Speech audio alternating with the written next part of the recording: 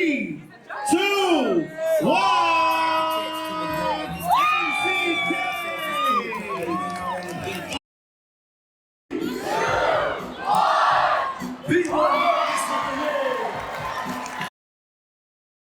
Adios. Grab it. Kid break. Pop. Nebs. Buckshot.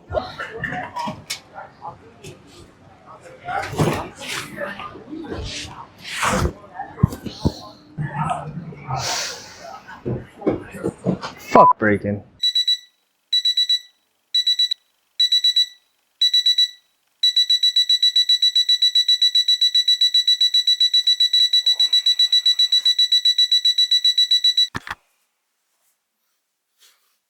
I love breaking, but lately it doesn't seem like it loves me back. Yet I still keep showing up for it, even though the world's been telling me that lately it's just not working out, man. Yeah, I still keep trying, still keep waking up, living this very monotonous life of just going to practice, going to work. I've been working at this bar, and that's how I've been maintaining my life. I'm always getting off at odd hours. I don't get much sleep. I wake up early, go back to training, go back to work. That's pretty much my whole life, man. Occasionally, I do a self-tape. A lot of it. And I might get booked. And I'll start doing jobs that make me feel like I'm making progress in this career of mine, you know? Getting paid doing what I love. Who doesn't want that? And sometimes, you gotta pick up the jobs you don't like. Things you don't really feel proud about, but, I live in LA, so I always need money, man. And then you go right back to practice afterwards. Thinking about lately is that when you're pursuing your art of any kind or just trying to get to a higher level, more often than not, it's actually pretty lonely. I often joke with people that, like, it feels like I have no friends. I mean, I have friends, but it's just hard to see them because, I'm not a sponsored dancer. So I gotta work. My free time just goes into training. And then ever since working this job, I have an opposite schedule from all my friends. They're at work, I'm at practice, vice versa. So I'm always alone, having to motivate myself. Spending most of the time alone in the studio. People invite me out to places, but I'm always like, can't. I gotta go to practice, I work weekends, so whatever time off I can get, it's like, gotta go to a battle. I used to not mind all this solo sessions and just being by myself, but lately, pretty fucking tired, guys. It didn't always used to be like this, though. Dancing has been a part of my life for so long, it's hard to picture it without it. I was pretty young when I showed an interest in it, and then my brothers were like, yo, you need to watch Michael Jackson, and they were showing me a bunch of different Michael Jackson videos, and I don't know, I was so hooked. I would perform all his dances at like school talent shows, like I was just known as that kid that was doing Michael Jackson dances. And then we saw this movie called Kicking It Old School, and I was like, holy shit, what is that? I wanted to do it immediately, So me and my friends in middle school, we all just started trying to practice the moves. And then we started doing all that stuff at talent shows. And we thought we were so nice at the time. And we didn't really know anyone else doing this either. We thought we were the only guys in the town doing this, in this small town of Virginia. We met this guy named Chris G. He went by bboy Endless at our local fitness center. He was pretty good, and he taught us some things and then brought us to our first event.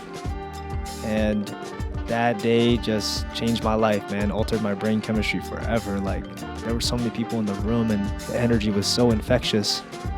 There was like a lot of amazing people who went on to become like legends in the game.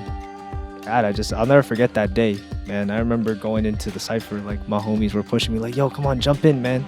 Do something, and I did, and I should have got laughed at, like they didn't take me seriously, but it was cool because I think like we went home that day realizing like, yo, if we want to be here, we gotta get good, I mean, we started entering battles kind of early though, and we got like some recognition because we were just like the youngest people in the room, and like we could do some moves they couldn't. At the time, not many people in the scene could do jackhammers like that. So I was known for that move, and then also doing air chair spins. This was actually the first jam me and my friends got out the prelims, and we were so hype and everyone was screaming for us. And I remember Napalm came up to us afterwards and was like, yo, you kids better not quit. And we were more hyped than ever to break. Then this jam happened called Unbreakable 3, and this was a huge turning point. First time everybody in America came, like we saw every region. There was so much hype shit going down, like there was a crazy call out that stopped the whole jam, and like that was the first time we saw like that kind of intensity, you know? We were like, holy crap, man. That was the first time I saw the squadron in person, because, you know, we were always seeing videos of them online, and me and my friends used to always watch like the Outbreak and United Style DVDs, and they were always in it, killing it, and it was crazy to just see them like in person, you know? It's always better to like watch someone dance in person than to watch them on video. You could really feel their aura. And seeing like some of our hometown heroes like go against them was really powerful for us. That kind of made us go like, holy shit, like we could be up there one day. That was definitely a jam that really shaped who I am today. To me, I think it's probably the best event that ever happened in the DMV. Everybody wanted to level up after that, so it was just really amazing, man, just seeing all this dope talent in one room, especially at a young age when you're fresh into breaking. I'll never forget it, man.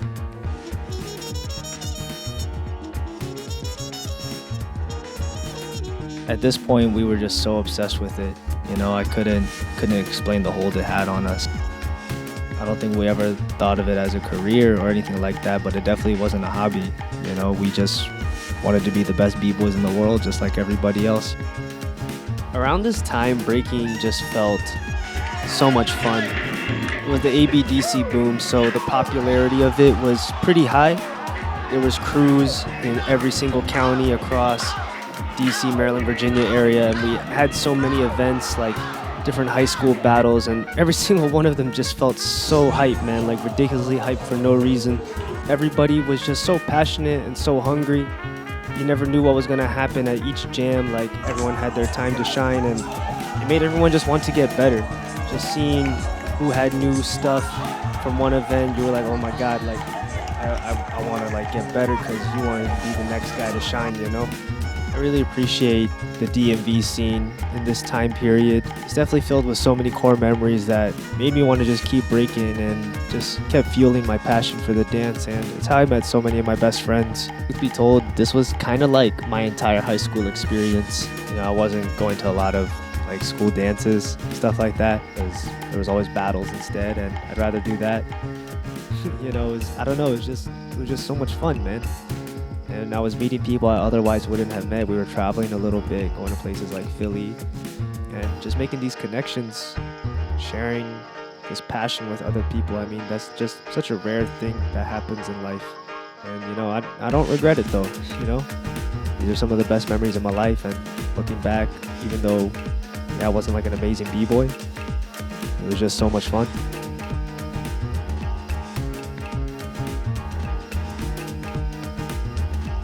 As I was approaching high school graduation, this was sort of the first wave of people wanting to move on.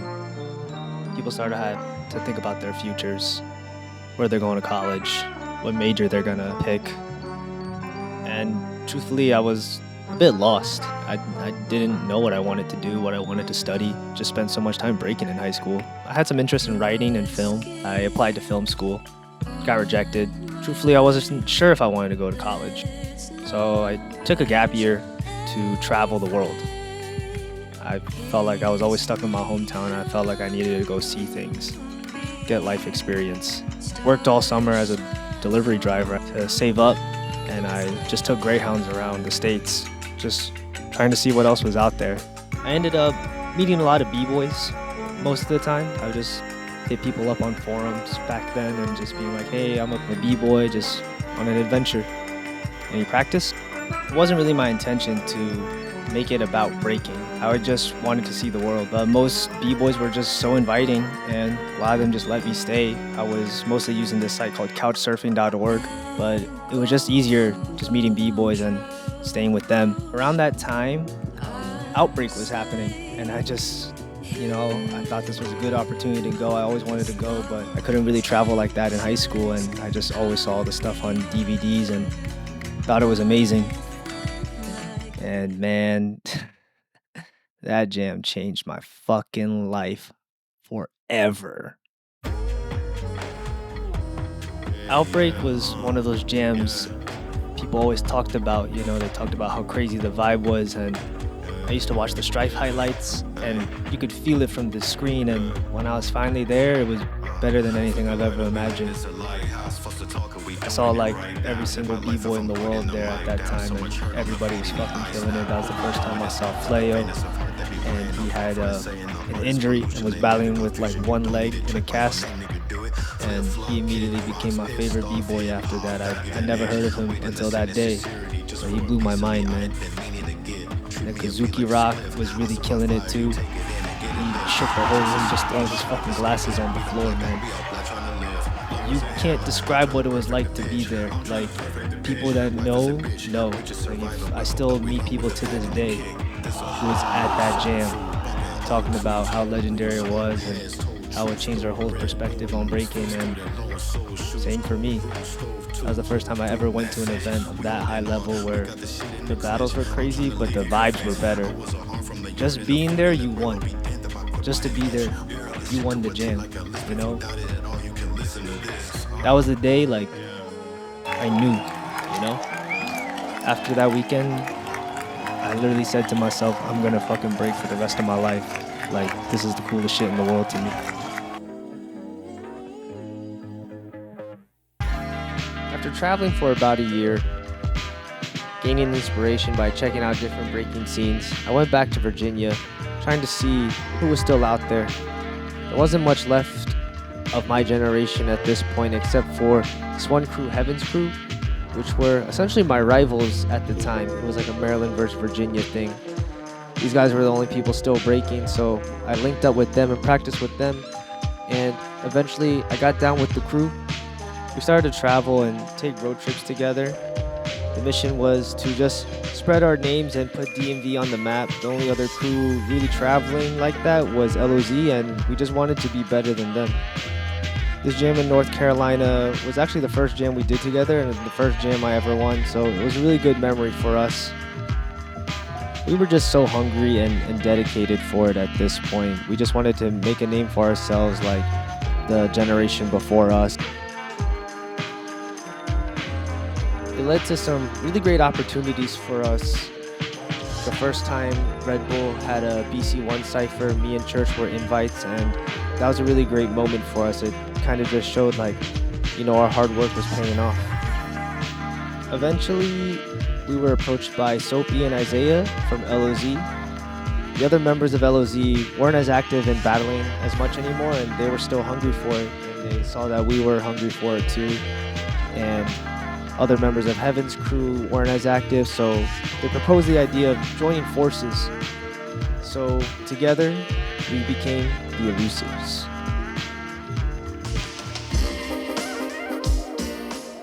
This was our first official battle under the name as the Elusives, and we ended up being in the finals here in Atlanta. We were facing this like super crew of like Kofa One, Victor, Stripes, and this was super memorable for me. This was my first time battling people this high of caliber outside the DMV, and truthfully, man, I had some imposter syndrome at the moment. It was fucking crazy. But thankfully, like, everyone I was battling with was dope, and we were all just like great friends. So just having their support and just knowing that we were all supporting each other in this battle really felt like a culmination of years of friendship and growth, just watching all of us getting better and now going against the best people in the world together. I think this was a big catalyst moment for the crew to really evolve and step it up, kind of showing us like, okay, we actually really got this. Like we can do some serious damage together.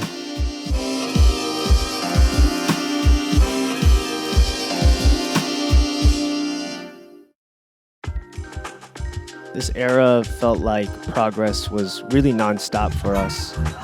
Even if we lost, it was still like we still had a great showing or a great moment. And there was just so much growth from everybody in the crew, and everyone was inspiring each other to get better. And I feel like each jam, someone else had their own standout moment, and we were consistently placing in like semis or finals at a lot of battles. And we were just going everywhere, man. We went to every state possible, any big jam that was happening. We were like, yo, let's go. You know, the goal for the crew was to dominate. We wanted to be one of the most dominant crews in the US and eventually on the international stage. We were very methodical about the whole process, you know, like training together for certain events and just picking the right events to go to that will give us like certain exposure or maybe like get us a plane ticket somewhere else. We were traveling almost like every other weekend somewhere else. And for me, it was just becoming really surreal because, you know, we were starting to do certain battles or gain certain opportunities that we've always wanted since like I was young, you know, like I've always wanted to like battle on certain stages or be in certain places and gain certain opportunities. And I don't know, things happened like slowly, you know? And then it seemed like it happened all at once. Even if maybe we didn't perform the way we wanted to on the stages that we always wanted to be at least we were there, you know, at least we got there, and that still showed us something. It showed us that we were walking the right path, and, you know, maybe the next go around we can just do better at. So, you know, even when things were bad, you just know it would eventually become good again, you know? You know there was going to be another opportunity, another chance to shine, and regardless of all that, it was just the best times doing something you're passionate about with all your best friends and not just doing it, but succeeding. When one of us won, we all won. I mean, I think that's the best thing you could ever ask for in this break life anyways, right? 2, 1.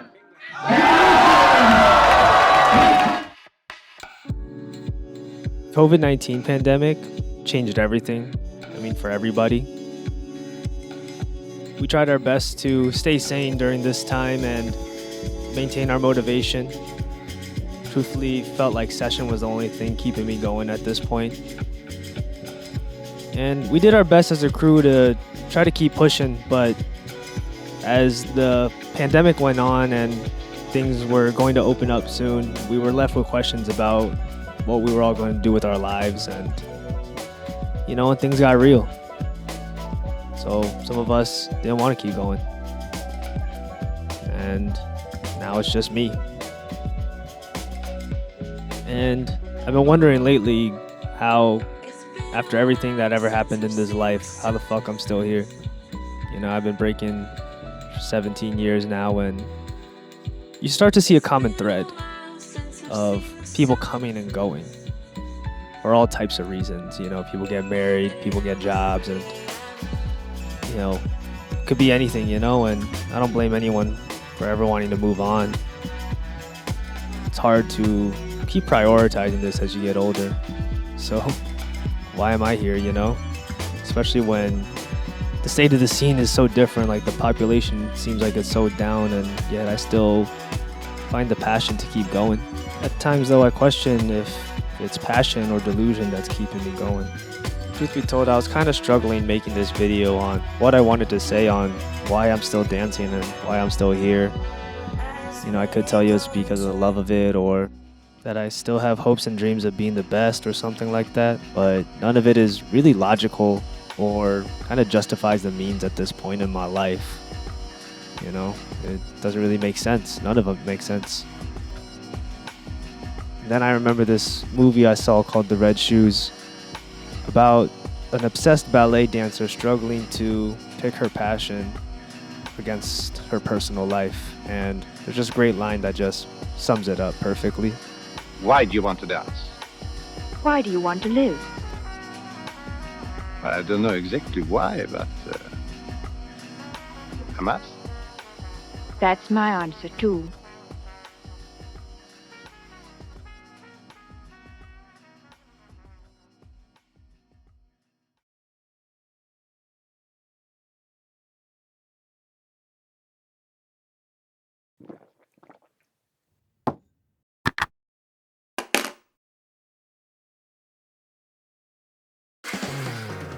I know it doesn't make sense anymore, but it's also the only thing that's ever made sense to me. I know the life of a dancer is ultimately one of constant struggle and that success isn't guaranteed, and that choosing to move forward with it means dealing with a whole lot of uncertainty on the trajectory of my life. I know my family's worried about me, my friends are worried about me. You know, I'm worried about me too. But still, when I wake up, I just feel this compulsion for it. I don't know what it is or why it's there, but I have to follow it. That's what you want to be. Your love is guaranteed. Set a 50 warranty. Love has come into the light at the threshold of the night. I lay here still and wait for time, yeah. It gets into my sleepless mind.